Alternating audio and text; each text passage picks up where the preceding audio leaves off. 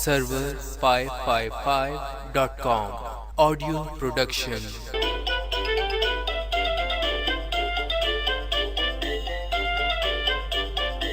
William Shakespeare's A Midsummer Night's Dream.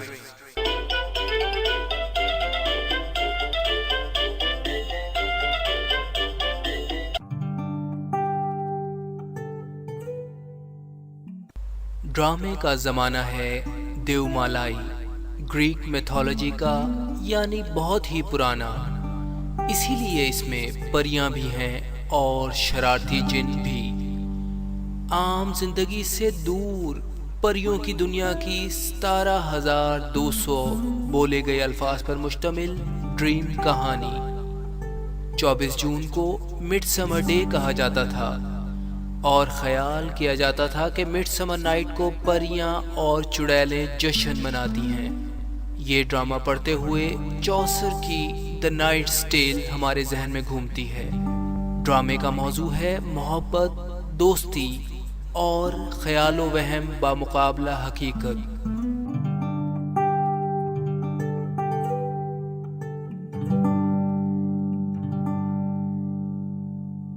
Theseus, Duke of Athens, Aegeus, father to Hermia, Lysander, in love with Hermia, Demetrius, in love with Hermia, Philostrate, master of the revels to Theseus, Queens, snug, bottom, flute, snout, starveling, Hippolyta, queen of the Amazons, Hermia, daughter to Aegeus, in love with Lysander, Helena, in love with Demetrius, Oberon, king of the fairies, Titania, queen of the fairies, Puck or Robin Goodfellow, Peace Blossom, Cobweb, Mustard Seed.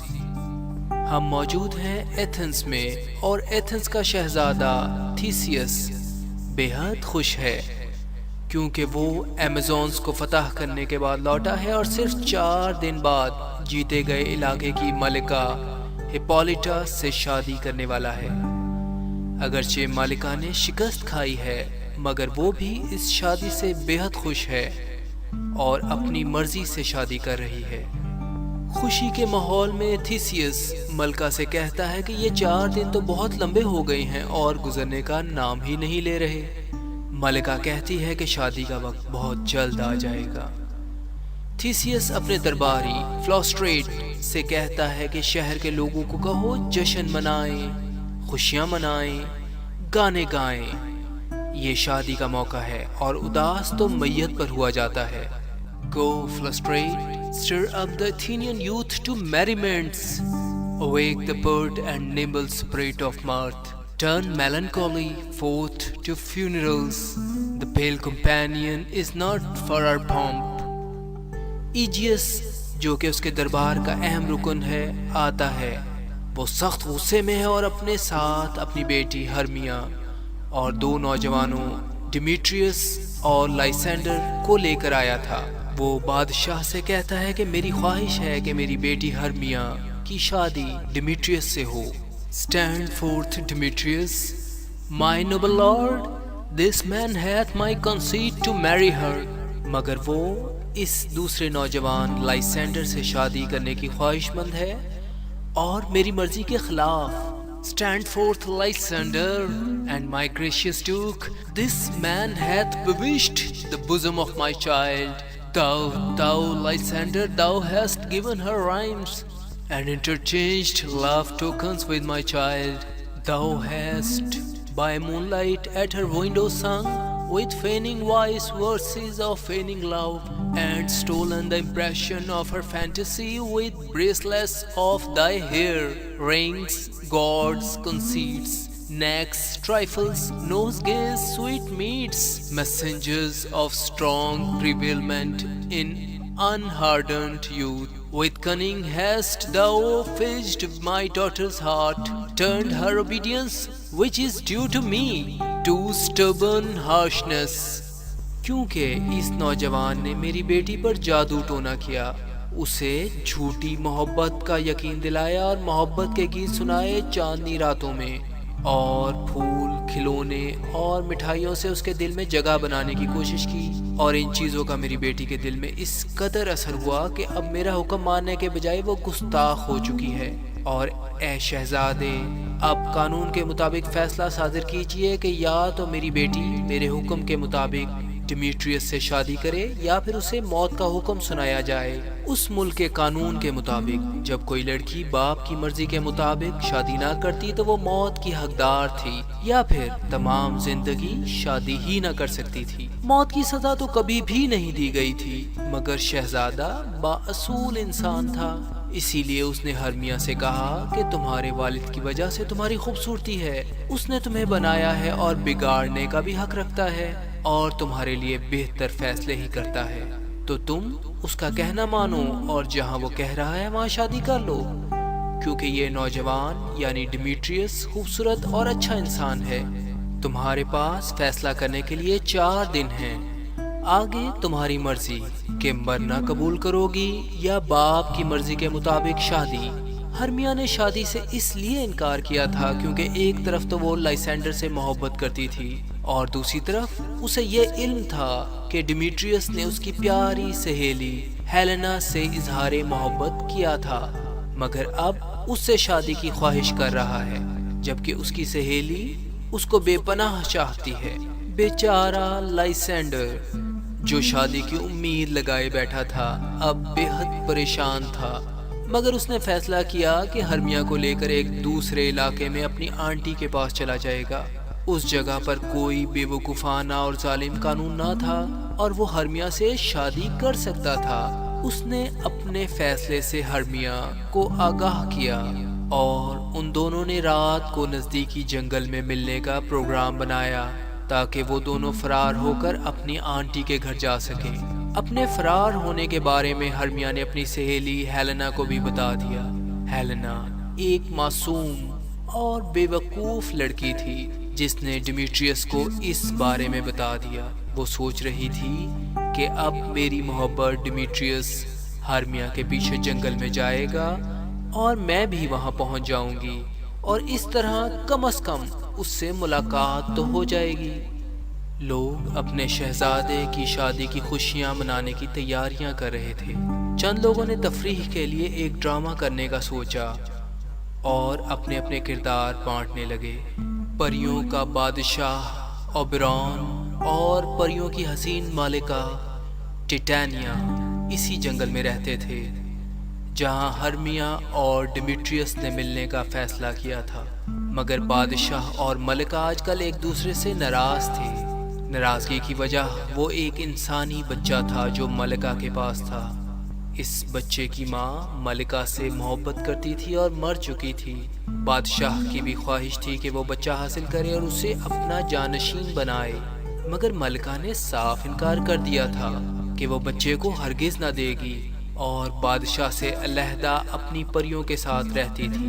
بادشاہ اپنی ملکہ سے ملنے آیا اور دوبارہ بچے کا مطالبہ کیا، مگر ضدی ملکہ نے اسے دوبارہ انکار کیا اور غصے میں اپنی پریوں کے ساتھ وہاں سے چلی گئی۔ بادشاہ نے غصے میں ملکہ کو سزا دینے کا سوچا اور اپنے شرارتی بھتنے رابن گڈ فیلو کو طلب کیا۔ شرارتیں کرنے میں اور لوگوں کو پریشان کرنا اس کا محبوب مشغلہ تھا۔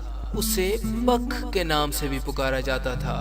بادشاہ نے اسے حکم دیا کہ اس پھول کو تلاش کرو کہ جب اس کے عرق کو کسی کی آنکھوں میں لگایا جاتا ہے تو وہ اس سے شدید محبت کرنے لگتا ہے جس کو سب سے پہلے دیکھتا ہے۔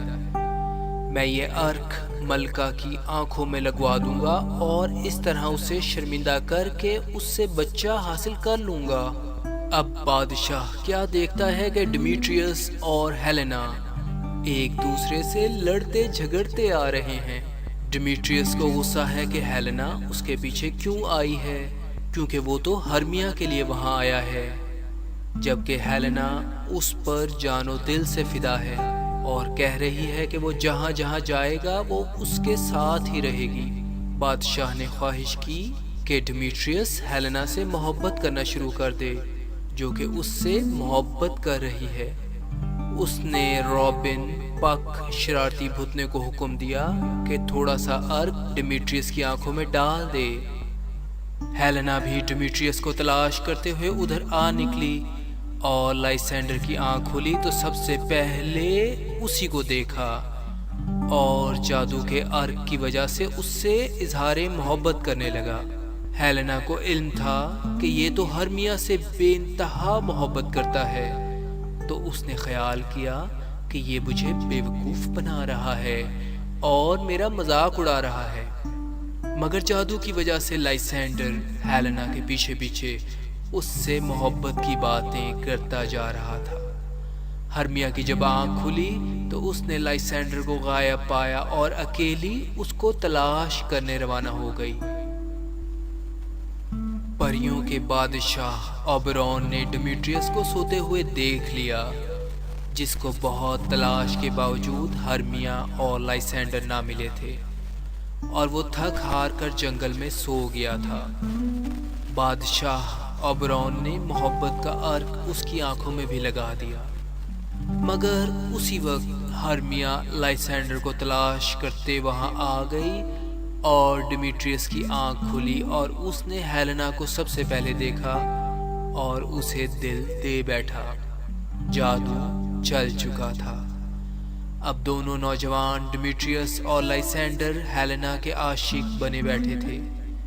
اب صورتحال یہ تھی کہ دونوں سہیلیاں ایک دوسرے سے لڑ رہی تھیں، کیونکہ وہ دونوں سمجھ رہی تھی کہ دوسری نے سازش کی ہے۔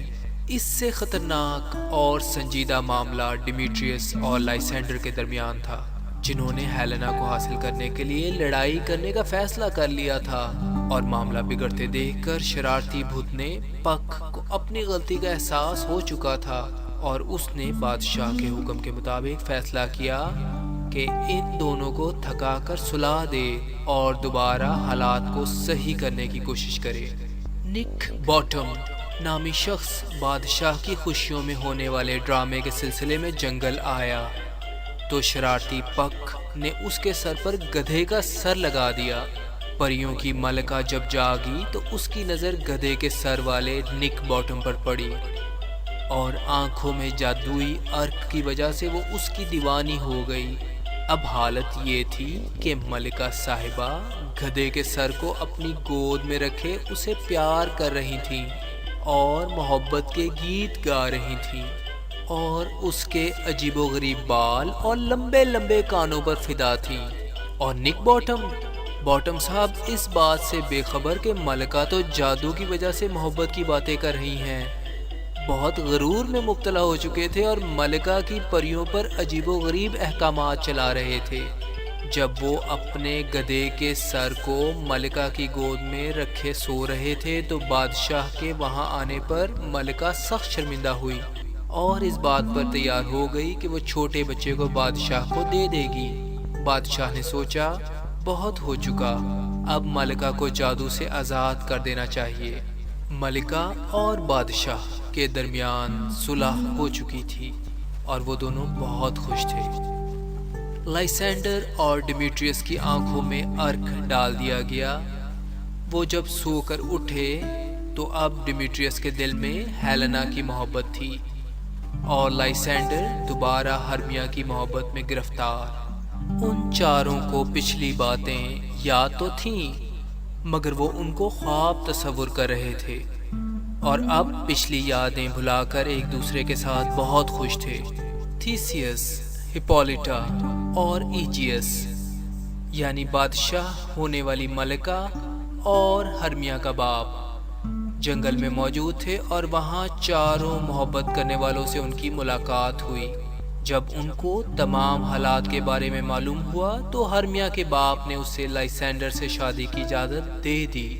بادشاہ نے کہا میری شادی کے دن ہی ان سب کی شادی کی جائے گی تاکہ خوشیوں میں اضافہ ہو۔ ان سب کی شادی ہو گئی اور پریوں کی ملکہ اور بادشاہ نے ان کی شادی کا جنگل میں جشن منایا۔ وہ سب ناچے اور انہوں نے گانے گائے اور اچھے مستقبل کے لیے نئے جوڑوں کو مبارکباد دی۔